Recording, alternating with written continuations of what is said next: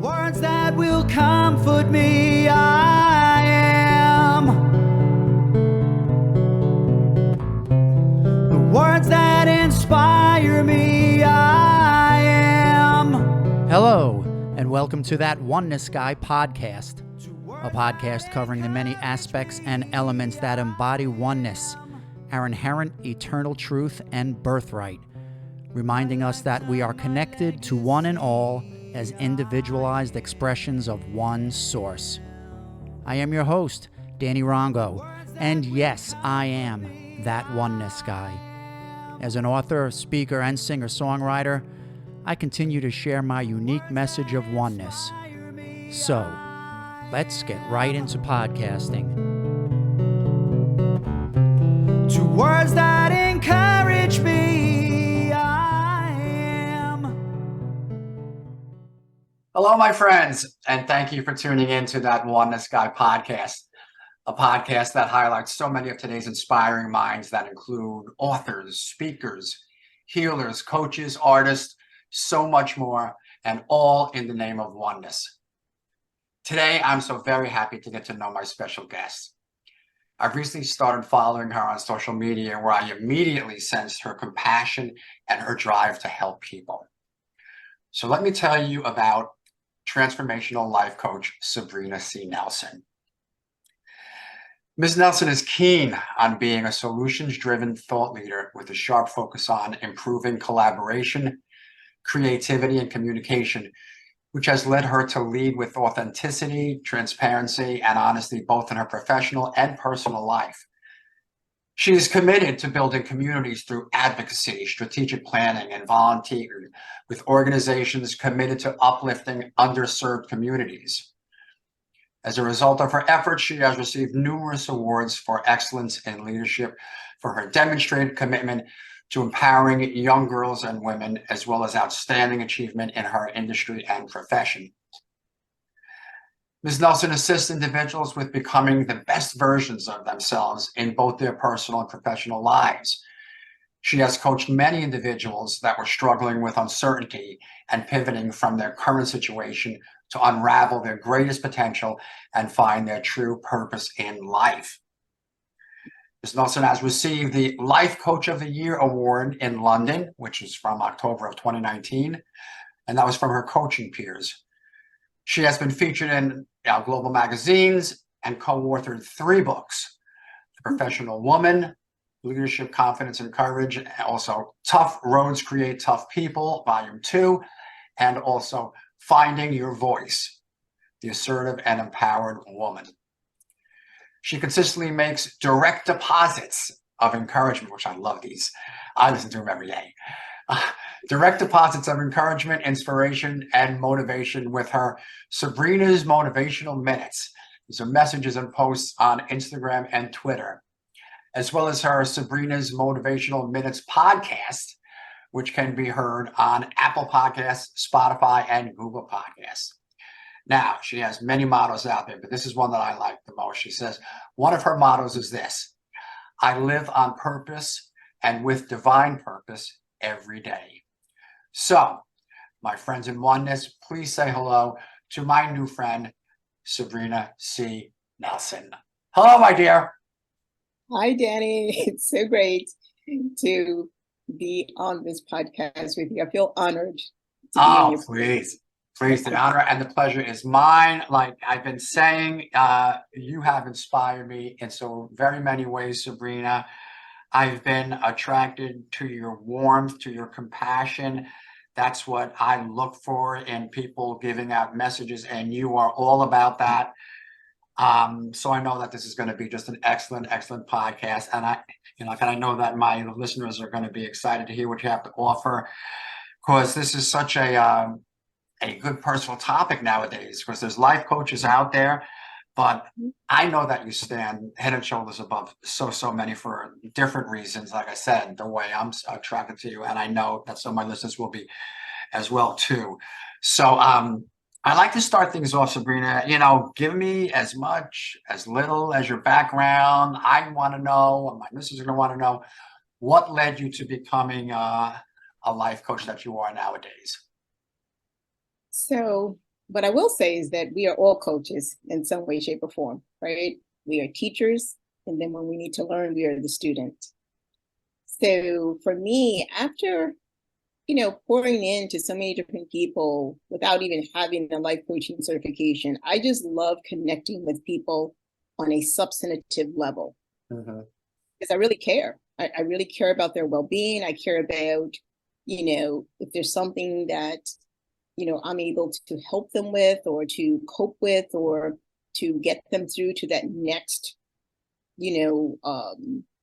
phase in their life, like I'm all there, right? So I've done it in my professional and personal life for decades, right? Without having a certification, because this is my innate ability is to connect with people on a deep level. That is just a gift that I have. I mean, I can talk to a total stranger and they'll say to me, like, what do you do for a living, right? Like, I always get that question.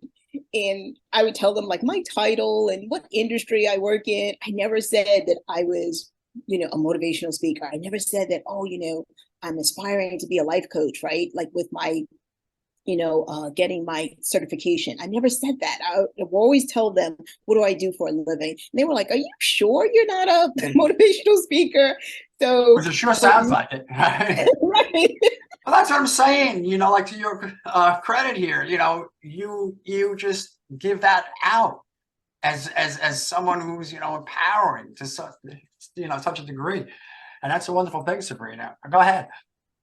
So I, after working in the pharmaceutical industry, which I loved for almost 15 years, the company was purchased and, we all got laid off in different phases of that acquisition.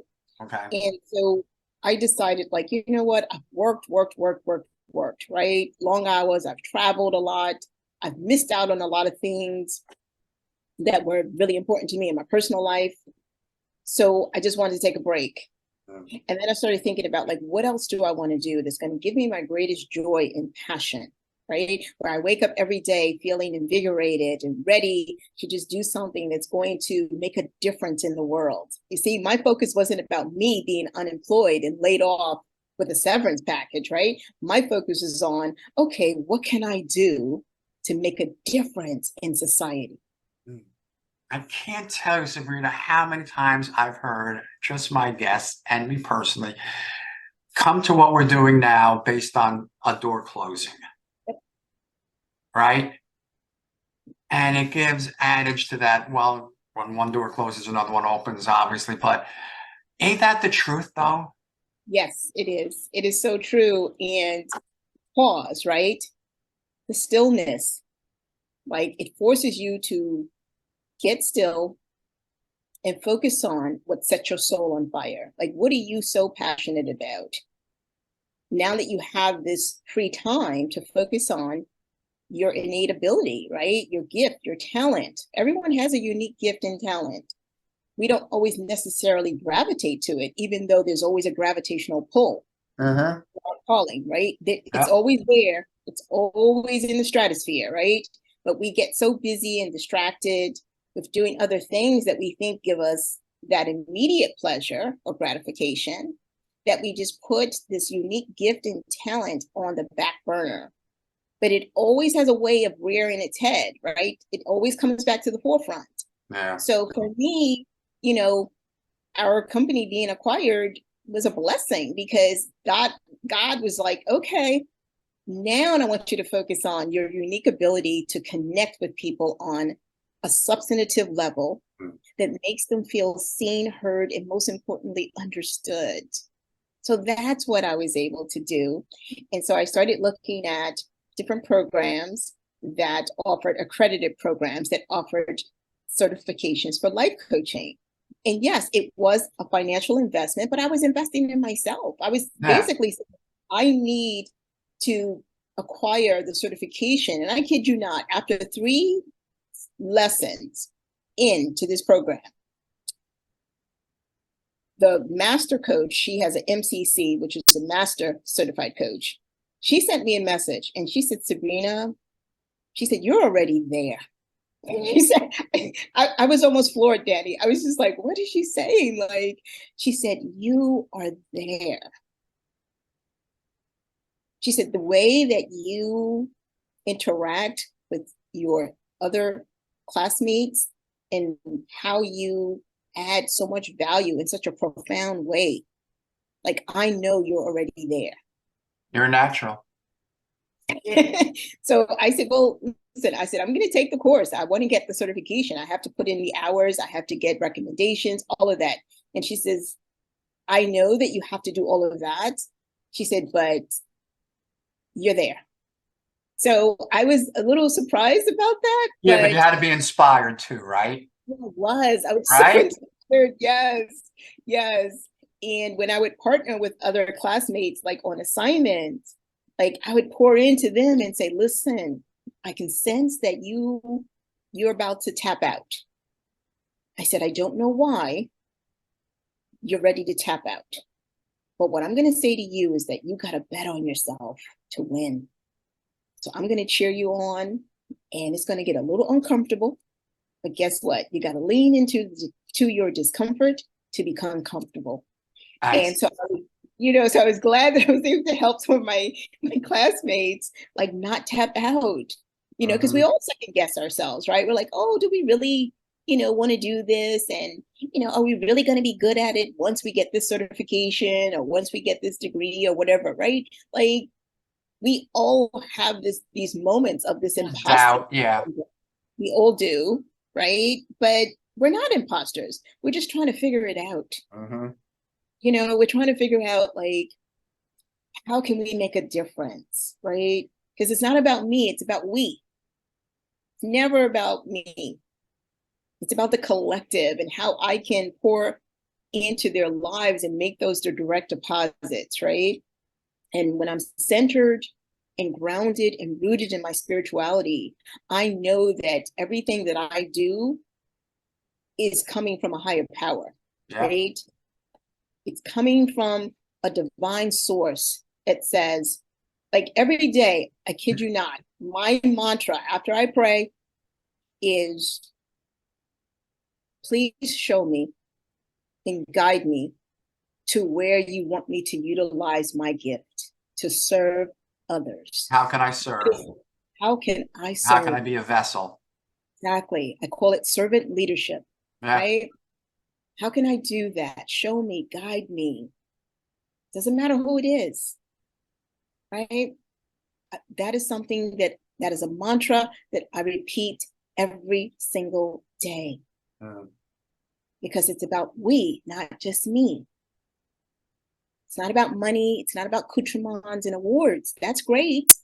But for me, as long as I know that I am continuously walking in my calling and living on purpose and with the divine purpose every day, that to me is more fulfilling than anything.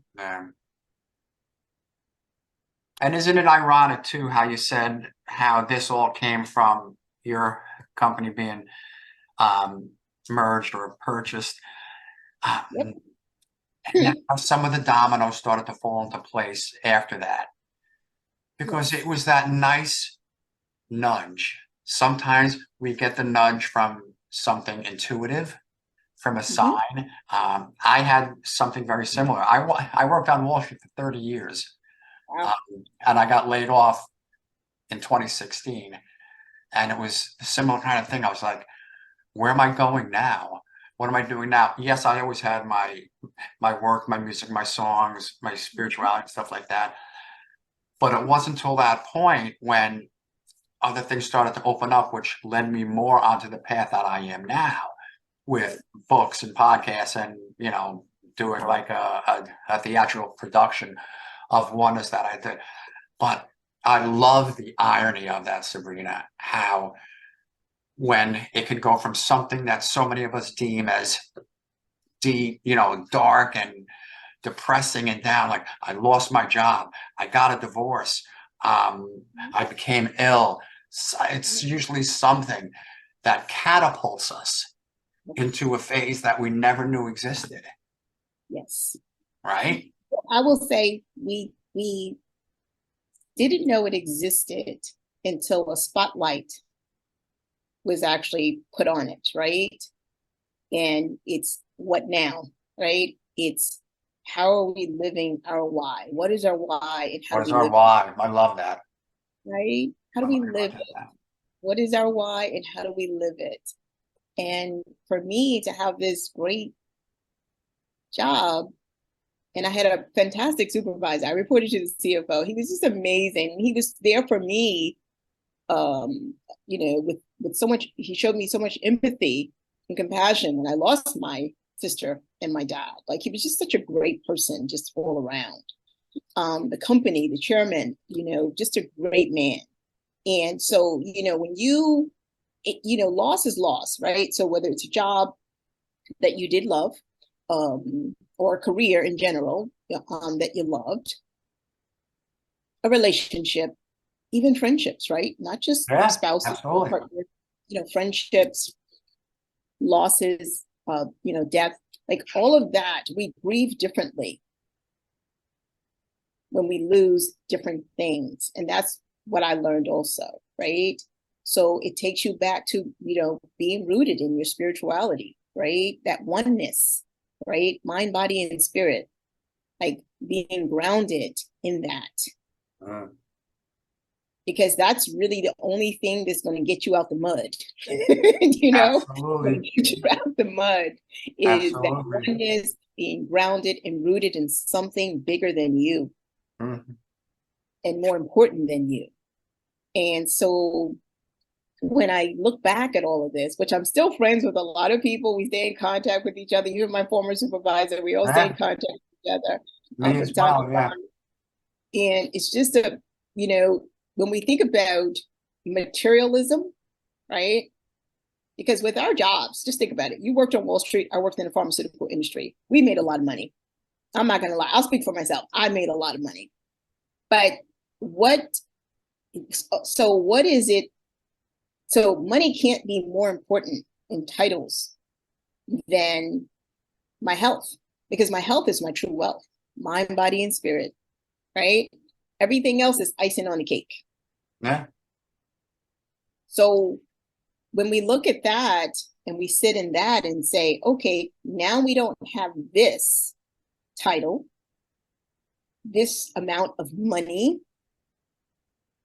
that we were constantly accumulating, even though, of course, some of it is saved, but we think about that. Like, what do we put our value on, right? What is most important? And for me, it was the spirituality. It was for me to say, I'm going to know what is the best next opportunity for me. So I volunteered at a nonprofit. Wow. Which actually helped, it's called SCORE, which actually helps existing entrepreneurs and new entrepreneurs with obtaining certain business acumen, right? Because the gentlemen and the ladies that work for the organization, for the nonprofit, they were like former CFOs and COOs of companies, and they worked in accounting, finance, right? So, and of course, they had their own businesses at some point. So they were all volunteering to help all these entrepreneurs, right? Whether it was someone who wanted to open up a coffee shop or have a food truck or open up a yoga studio, whatever it was. And I would sit in on these mentoring sessions, right?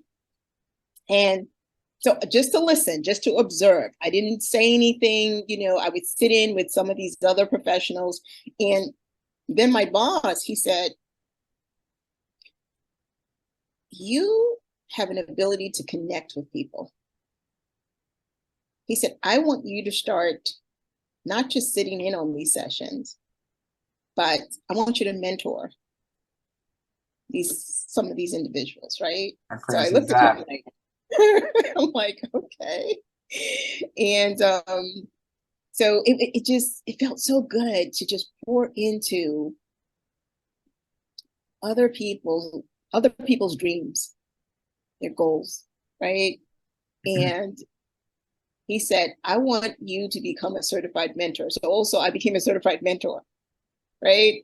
And I took the courses, I did what I needed to do. So it's just really interesting how that door closing led to these other things. And I wasn't chasing another role and money. I wanted to volunteer my time to help others with, their own companies that they were trying to build, right? Isn't it interesting? It's like, I don't know. And it's amazing. And because additional doors like that opened up for you, it just shows, like I always talk a lot, Sabrina, about energy and about how we vibrate as spiritual beings, and about how we need to stay in alignment with our higher source. And when events like that happen, to me, that's a clear-cut indication that you took your levels and put them way up here like this, and they aligned perfectly with your higher source. And that's why things started to fall into line one after another. The same thing with me, because I've never been as gratified in what I do as I have been after I was forced out of Wall Street. Right. Everything that I did, from my music to plays to the books to these podcasts to the job that I do now. I worked from the days as a paraprofessional in a public school, kind of just like a teacher's aide, but it is so gratifying for me. So I never felt this when I was working all those years on Wall Street. I loved what I did. You know what I mean? I was very good at it, but it didn't fulfill me. Next thing. But then when you're forced into change and you're doing these other things, and then you start to notice how like everything's ramping up for you perfectly, that's gotta give you signs. That has to let you know that, why is it happening now like this? Why? Because it's supposed to. Because you're aligned with your higher source now. And that's why all the chips are falling into place now. I love hearing stories like this. Yeah, exactly. And we did workshops at the New York Public Libraries, right? Because they have them in all the boroughs in New York City. And so I was on the workshop committee. We would create the content that we thought was, relevant, and, charge a nominal fee, because, you're starting out as an entrepreneur. You don't really have access to a lot of, finances to spend money on courses. So, the courses were like $39, $49, or like the highest was like $79, because, we're bringing in, other professionals to teach them about specific aspects of either setting up their business or how to maintain it, how to safeguard it, etc. Right? So when they had the events at the public library, everybody's like buying from me. They were like, "No, I want her to be at my session. I want her to be at..." I was like, "Well, I'm only one person, so I can't be at everybody's session, right?" Yeah.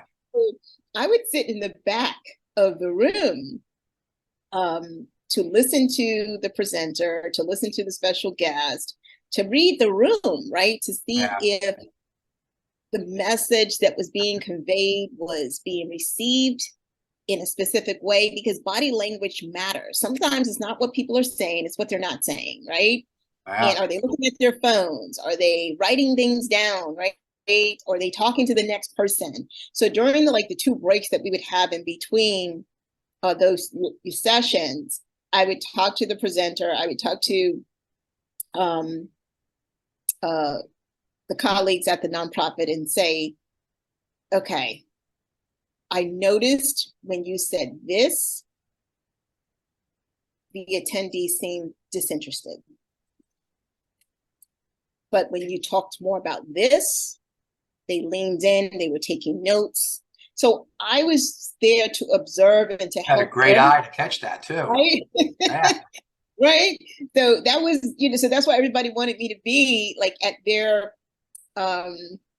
sessions. And I said, well, I can't do everybody's session, because I picked up on these subtle cues. I picked up on things and that's what I do with my coaching, right? So it's not always about what people are saying to me. I'll say, if I understood you correctly. I didn't say here, I said understood you correctly, right? This is what you said, but this is what you didn't say. Yeah. Interesting. And it surprises them because they're like, wow, she's an active listener. Like she Yeah. really cares about helping me. So I say, let's unpack that, right? And then allow them that safe space to be vulnerable, right? To unpack whatever it is that's preventing them from taking that next step toward accomplishing a goal or a dream, or just, doing it afraid, right? That's one of my, slogans. I say sometimes we got to do things afraid, feel the fear and do it anyway, right? Yeah. So for me, I'm not ever going to force anything on anybody. It has to be a natural ebb and flow, right? It has to be a space where they feel comfortable going at their pace, but sometimes I'm going to give them some nudges in homework and say, okay, this is what I would like you to do for homework. So you'll be prepared for our next session. And I know that you're going to knock this out the ballpark. So I'm always going to leave something inspiring, an inspiring message. Like, I know you're going to finish that marathon, right? Whatever it is. And they come back even more inspired, right?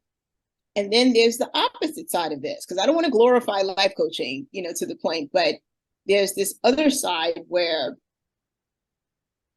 you'll have individuals who don't want to do the work. They want all the answers, but they don't want to put in the work. And you would be a disservice to anyone if you always gave them the answers. My only child, I only have one child, right? She lives in another country. If I always gave her the answers every time she came to me, what would she learn? Think about it. Right? What would she learn? Yeah, you're right. So it's sometimes you have to understand that even though you want the best for this individual, perhaps you're not the person that can get them to the next level or that next lap on their journey, right? And that's okay too. You know that you've done something to pour into them, and they're going to get whatever they need from another person, right? It's like, you plant a seed. Sometimes I'm just there to plant the seed. Someone else is going to come by and they're going to water it, the soil. They're going to till the soil, right? And then there's going to be someone there who's going to harvest, right? That's what it's about, right? It's all about that. And when I talk to other coaches, like coaches need coaches too now. Like everybody thinks that, life coaches are like, so great at what they do. No, we need to talk to other people too. Let me tell you something quickly. That's exactly the biggest reason why that I host this podcast is because I'm always looking for, opportunities to learn and to grow. And from each one of my guests, I take so much that helps me. So sure, that's exactly right what you said. Yeah, that's so important. And lastly, I will say that, to thyself be true, right? Yeah. So if you've done the work within yourself, and I always say we're a work in progress and we're a masterpiece at the same time, right? There's certain aspects of ourselves that we've worked on and it is a masterpiece, right? And then there are other aspects of ourselves and different, dimensions of our lives that we're still working on. And that's okay. It's okay to be the work in progress and also celebrate that you've become a masterpiece in some aspects of your life too. I love that. Right? I love that. Yeah. So listen, I just wanted to say, I wanted to go, into the word purpose with you, because I know that you live on purpose and with a divine purpose every day. I love that. I appreciate that so much. Finding purpose has been a big part of my message, helping people to get there. But I have to assume that that's like a big topic with of any life coach in general. But tell me and tell everyone here, Sabrina, how you help to get people to find their purpose or to be receptive to it, as I like to say. So there's 3 key points. It's tapping into your greatest potential, understanding what is that greatest gift that you have that you keep dormant, right? That you keep pushing to the side. And then it's okay, so you're great at making extraordinary dishes and you want to become a chef. You're passionate about cooking and you want to become a chef. Okay, so your greatest potential is your ability to create these masterful, extraordinary dishes, and you're passionate about it. You see how that goes together, right? So your purpose is to become a chef, but not just any chef, maybe a world-renowned chef, maybe a Michelin star chef, right? Yeah. So now here are the tools. Here's some guidance as to how you're going to get there, right? Maybe taking courses at the Institute of Culinary Education, maybe taking courses at a local, cooking school, right? Like there has to be, you have to live with purpose. You have to just ignite that fire within you, right? Because you already know what your greatest potential is, and you have aligned it with your passion, which is going to lead you to your purpose. And your purpose can shift now, and it doesn't have to be one specific thing, right? So being ultimately a Michelin star chef can lead to what? You being passionate and purposeful about maybe offering cooking classes for free for people who can't afford it, right? So they can create healthy and nutritional meals, right? So you become this Michelin star chef, but now your purpose is to do what? To pour into other people with your unique gift and not receiving anything monetarily, right? But feeling joyful, right? And grateful that you were able to pour into other people with that, right? So your purpose is not just one specific thing. It is aligning those 3 P's, right? Potential, passion, and purpose. But also living it. So we can keep thinking about it. We can write it down. We can create different ideations of it. But we got to live it. And I live on purpose and with this divine purpose every day. And that is to make direct deposits of encouragement and inspiration and motivation into as many lives as I can, right? That is my purpose. Let me ask you this. How do you deal with the people who may actually come to you, Sabrina, and say, you know what? I know I'm in my 20s or 30s or what, or like any age, but I don't know what my purpose is. And I would say to them, that's okay.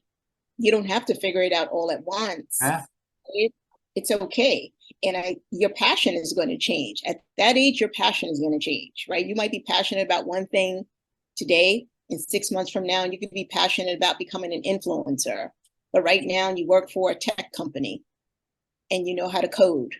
But maybe that's not really what you're really passionate about. It's in the now, right? So be in the now, right? And have a plan. Like, think about some of the things that you naturally gravitate to, right? If you feel a gravitational pull toward those things often, that's aligned with your greatest unique talent, potential, and your passion. And that's very similar to my message. I always say that you have to be receptive.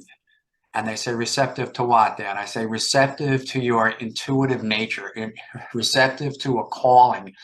People tend to cast aside intuition. In my world, in Oneness, Sabrina, intuition's huge. Because I always say one thing. When we, talk to our God, whatever our God may be, we call that prayer, right?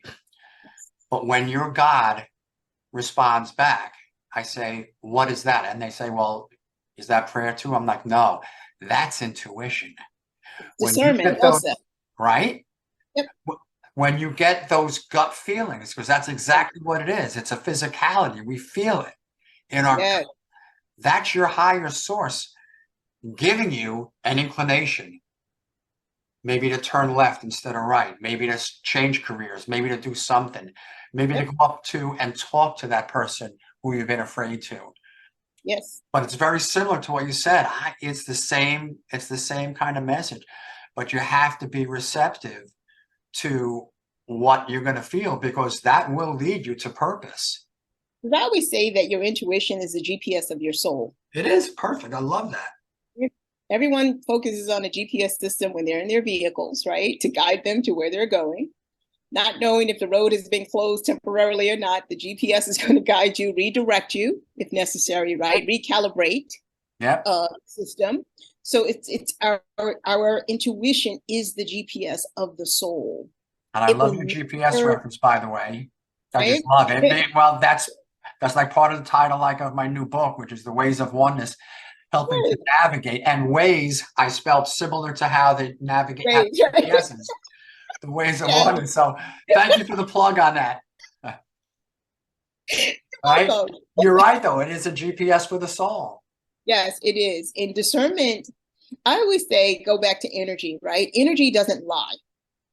No. We try to deceive energy and we try to deceive our intuition, but it's always going to show us the way. Even if we resist, it's just going to come even stronger, right? Absolutely.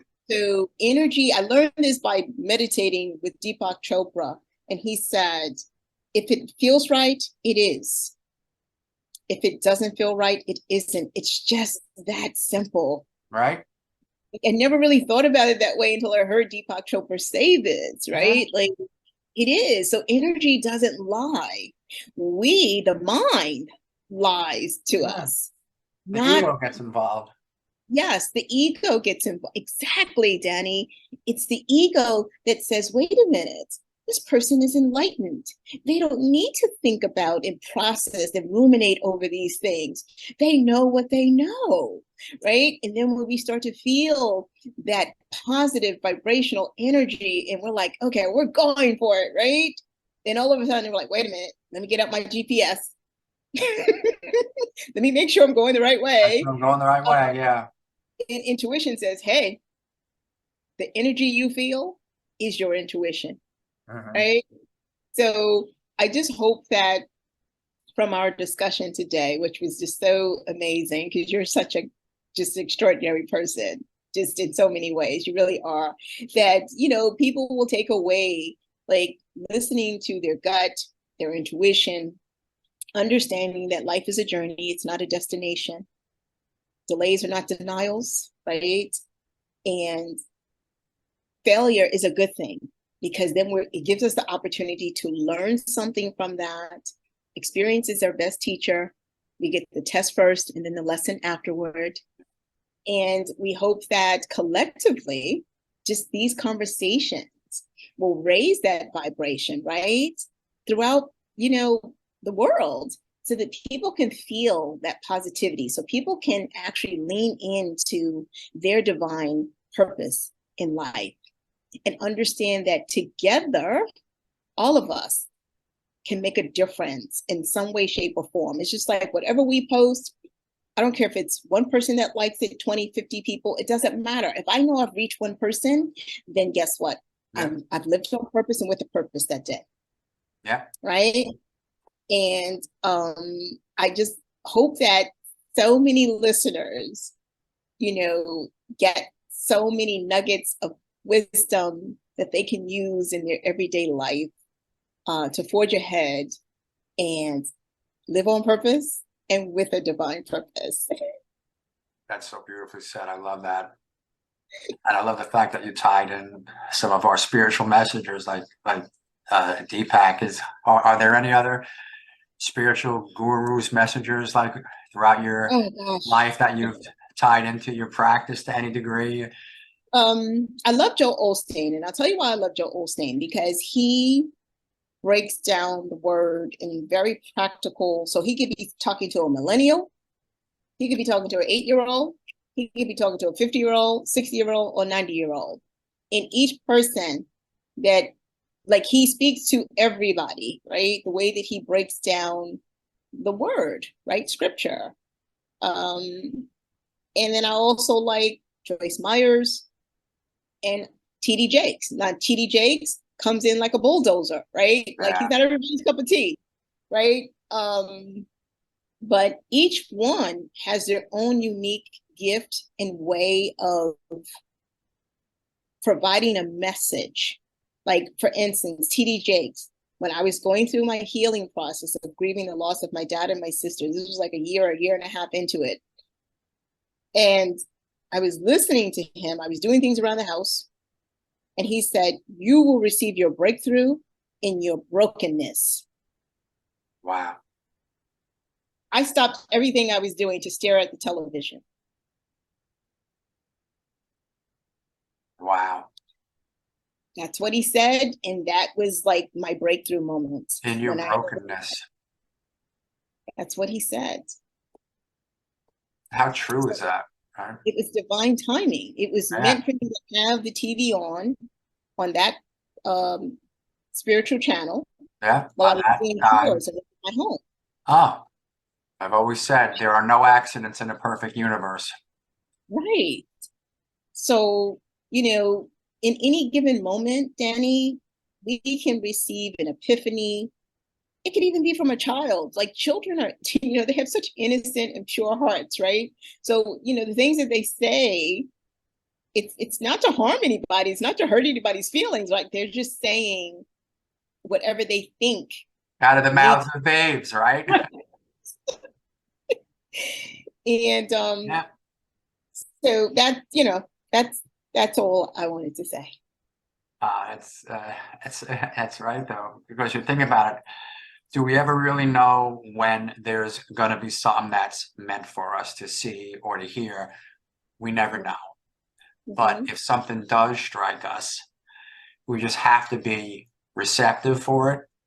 Right. And we have to allow it and actually just ponder it for a second. So many times, this is something that I've done multiple times when I was younger, Sabrina, that like these things would come into my life and I would never at least question it or ponder it for anything more than a couple of seconds. And I'm like, I have to start doing that. But again, that happened more naturally when I started to delve more into my spirituality. I started to realize the importance of potential moments, because we don't know what or when any given moment is going to be one of those moments. But this just helps us to focus more on life. It helps us more to live in the now, right? Because like if we're focused on enjoying every single moment of every single day, when you see something either out of the mouth of a babe or young kid or something on like TV, like through your brokenness, you honed in and you said, all right, I'm going to hit pause for a second here on life. I want to get into this a little bit more. Why was that said? Why did I hear it? And again, it's these little, we can call them tricks, but it's really not. It's just about being in tune with ourselves, being aware. Awareness is such a big term, especially in spirituality. We got to recognize everything that's going on, because that's when we at least can see or potentially move into what might be, like we were talking about, the purpose. Right. We have to have awareness, especially for the people who do not recognize what their purpose is yet. Because to your point earlier, we all have it. We all have a purpose. It's got to reveal itself. I didn't know what my true purpose was until I had those two losses. And then in the brokenness a year and a half. Think about it. Right? I thought my purpose was, okay, well, I'm just going to get great at what I do. And I'm going to, work for different companies and, get these coveted titles and make lots of money and, improve, do whatever I can to help these organizations, right? I've worked in corporate America all my life, right? So for me, that was my primary focus, even though a lot of people would say, you're so helpful. And I'm like, of course, I want to be of service. And they're like, no, you take the time to just listen to people. But I used to always brush it off, right? I'm like, well, I'm here to help. I'm here to do whatever I can. They were like, no, we're talking about listening, caring, being compassionate, right? And I would say, well, I care about people, right? And so, see, I'm brushing it off, right? As if it's just happenstance. But these were all the cues that God was sending me, that pay attention to not just doing things, right? The doing, pay attention to how you're impacting people's lives. Yeah. And we don't often pay attention to that enough, right? We think that because we're good at something or great at something, yes, we're making an impact for organizations and companies that we work for, but there has to be something else outside of that, right? I always say, like, if your career is the only thing that you can focus on, then you're not living, you're just existing. Mm-hmm. And you're just waiting for that next dopamine hit where somebody gives you applause, where somebody gives you accoutrement, an accolade, an award, right? But if you don't receive those things, then you feel like you're just existing, right? And if you're just existing, you can't live if you're just existing. Those two things, like fear and hope, can't occupy your mind at the same time. Yeah, no. There's no space for it, right? It's either you're hopeful or you're fearful. They cannot, it's like oil and water. They cannot coexist at the same time in your mind, right? Or your heart state. That oneness, right? Like, but hope and joy can coexist, right? Yeah. So it's the same thing with looking for that external validation all the time. Sometimes the only approval you need is from a higher power. Yeah. Right? And that's the approval. That's the approval that matters. Job and well knowing done. that you're on purpose, knowing that you're doing something that you're passionate about. And the irony too there is that when we're living on purpose, that we naturally and organically better society, because we're now resonating higher. So we're affecting a collective consciousness to be better, because I believe that we are the sum of our collective consciousness throughout the world. So the more people that are living on a purpose, Sabrina, and through their passion, that's only creating such a higher energy. And it's boosting up that collective consciousness, which right here nowadays is really, I'd like to see it so much higher, because there's so much going on in the world that's not from a good place. But this is how we get it. Once you're on purpose, you're not only resonating higher for yourself, doing yourself better, but you are affecting the world, the planet, and everyone in it. Absolutely. And I'm so hopeful that more and more people will connect to their consciousness, right? And to that higher, level of themselves, not in a way that is egoic, but in a way that is purposeful, right? Wonderful. And understanding that collectively, if we're all, or most of us, can keep the vibrational frequency of positivity, of inclusivity, of joy, that alone creates this ripple effect in the world. It just does, right? And so I always think about that, like, what am I saying? What am I doing that is creating a positive ripple effect in other people's lives, right? It could be instantaneously. It could be something that they think about or they ponder over, a week from now, and a month from now, 6 months from now, right?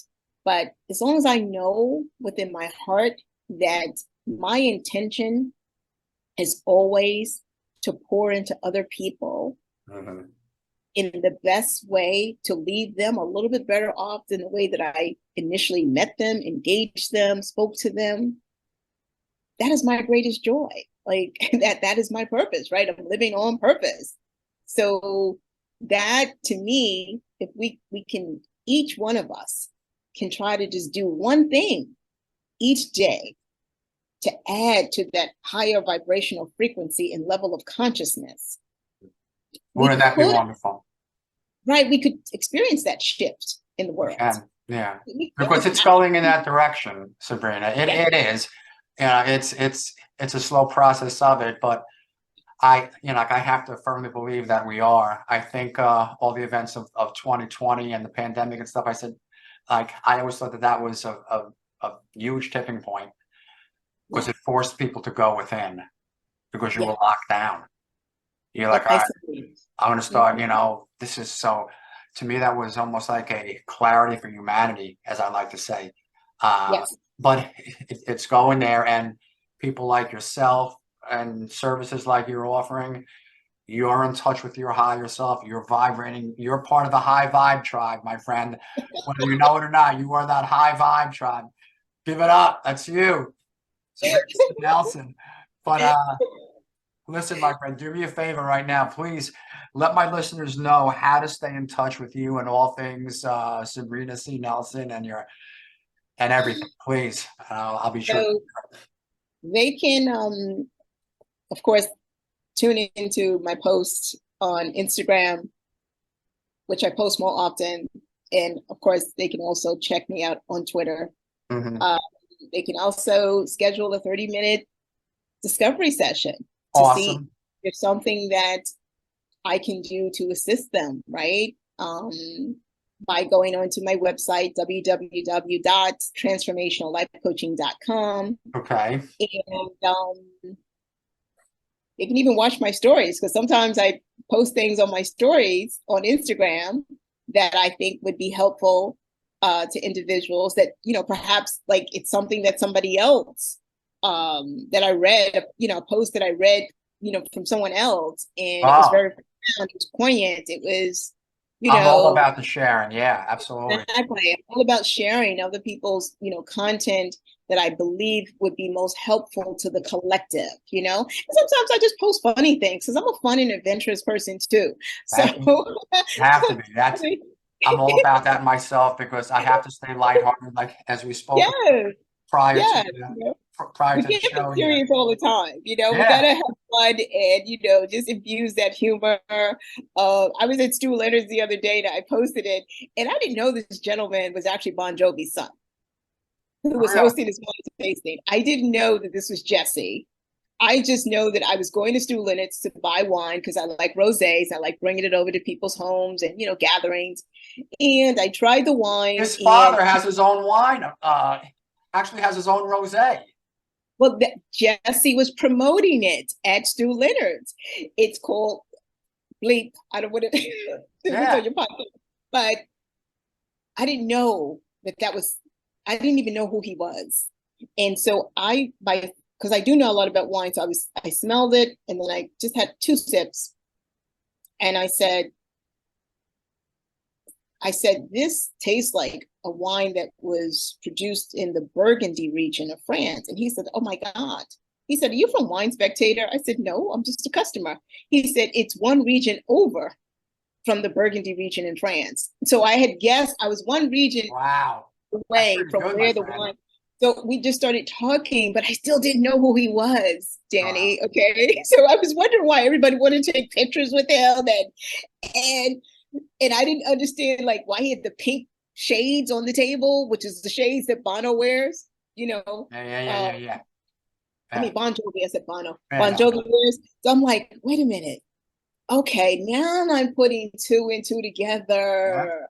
Yeah. Okay. But it was so funny. And he was like, come on, he says, come on, take some pictures with me. And so he's doing the selfies, right? Because, he's taller than me. And he's like taking the shots. And I'm like, okay, let me just show him that I'm going to sip the wine too. So he and his dad came up with the wine, and they partnered with a sommelier. It's delicious, by the way. I've had it. So it's a really, I didn't even know about it until I went to Stu Leonard's that day. So I just like, stumbling on like different things, unusual things. I like exploring different things, and of course, learning. I never stop learning. I can learn from anybody. Same. And of course, traveling. I love to travel, Danny. Yeah. Love it all. I can't wait to start getting back out to it now that I'm finally healing.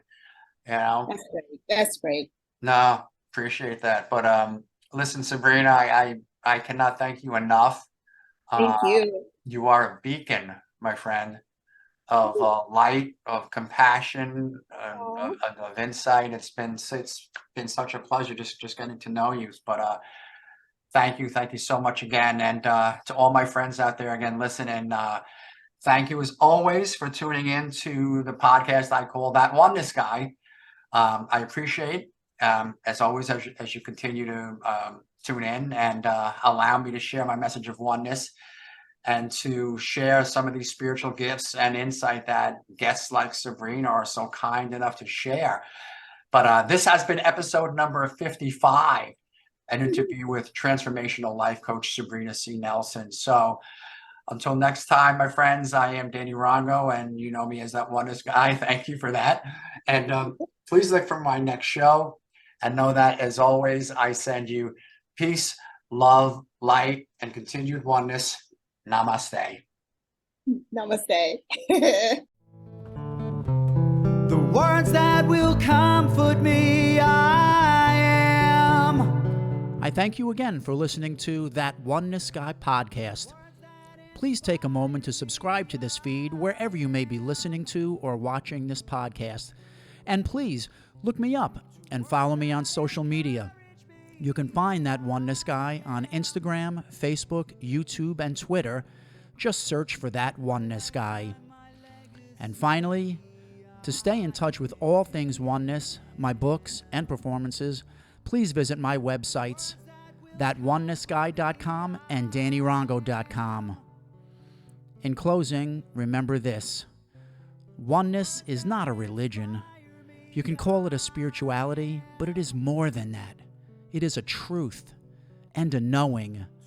The knowing that we emanate from one source. Just like branches on any one tree, we are individualized expressions of that source. This is the truth of our race, the human race.